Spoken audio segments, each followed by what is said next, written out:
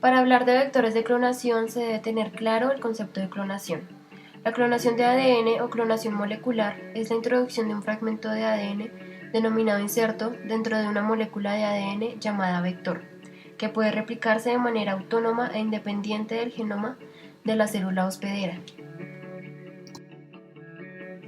En esta clonación se obtienen millones de copias de una molécula recombinante compuesta por ADN proveniente del inserto y del vector. Los vectores de clonación son una molécula de ADN de doble cadena con capacidad de albergar un fragmento de ADN exógeno o inserto.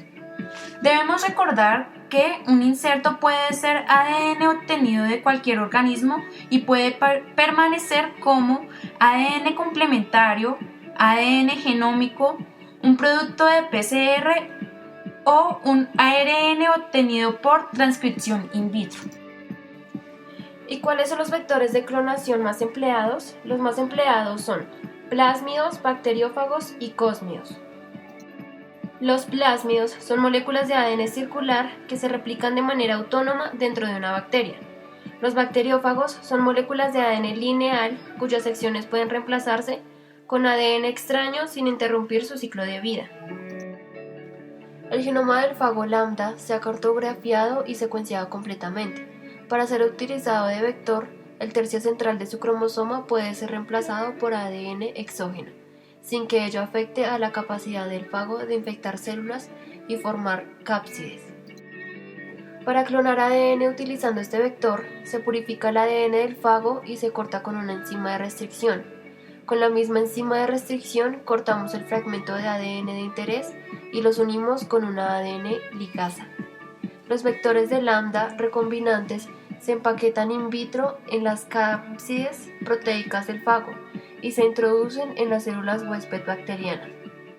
Dentro de las bacterias, los vectores se replican y forman muchas copias del fago infectivo, llevando todas ellas al fragmento de ADN de interés en la clonación.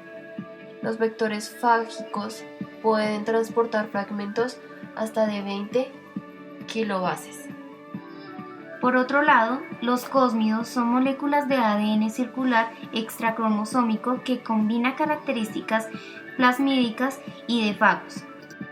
Está constituido por una secuencia COS del fago lambda, necesaria para el empaquetamiento de ADN del fago dentro de su cubierta proteica. Además, contiene secuencias plasmídicas necesarias para la replicación y genes de resistencia a antibióticos.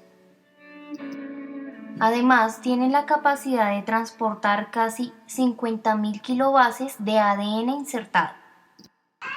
Las propiedades ideales de los vectores de clonación son: en primer lugar, se debe contar con un tamaño más pequeño que el cromosoma huésped.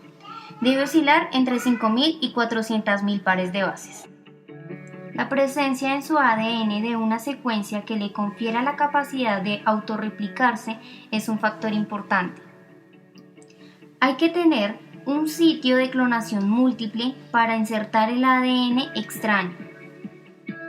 Por último, se debe contar con un marcador genético para identificar las células que incorporaron el gen con la nueva característica, es decir, la célula huésped. ¿Y cuál es el más utilizado? El más utilizado es el plásmido. Esto se debe a que tiene estabilidad ADN circular durante su aislamiento. Tiene facilidad de aislamiento y manipulación. Puede albergar un ADN grande de 10.000 pares de bases. Produce múltiples copias. Y por último, presenta sitios únicos de divaje. Los pasos de clonación molecular son los siguientes. Tanto el ADN de interés como el plásmido se cortan con la misma enzima de restricción. El sitio de restricción está presente solo una vez el plásmido en la mitad del gen para la enzima, LAC-Z. Se debe tener en cuenta que la enzima de restricción deja extremos pegajosos en el fragmento de ADN de interés y en el plásmido. Esto permite que el ADN se pueda insertar en el plásmido cuando los extremos pegajosos se alineen. Al agregar la ADN ligasa, los esqueletos de ADN se vuelven a unir. Estos son los plásmidos recombinantes.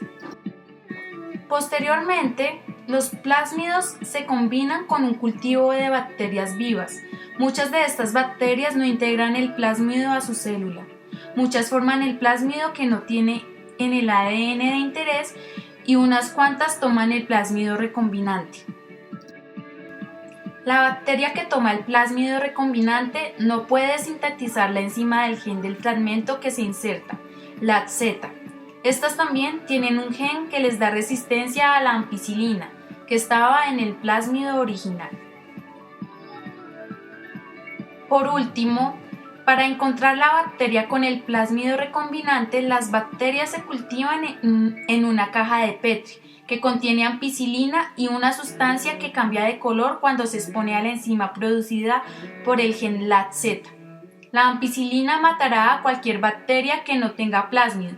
Cuando el gen para LAT-Z contenga el ADN de interés, entonces el color de la sustancia no cambiará. Estas serán las bacterias con el plásmido recombinante que nosotros queremos producir.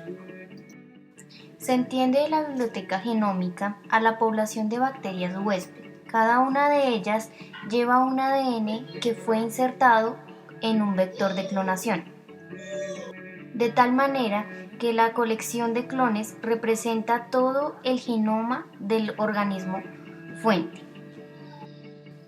También representa la colección de las moléculas vector, cada una con un fragmento de ADN cromosómico del organismo, antes de la inserción de todas las moléculas en las células huésped. Una biblioteca genómica debe representar la totalidad de un genoma en un organismo como un conjunto de la superposición de fragmentos clonados, que por lo tanto permite el aislamiento de una secuencia en el genoma.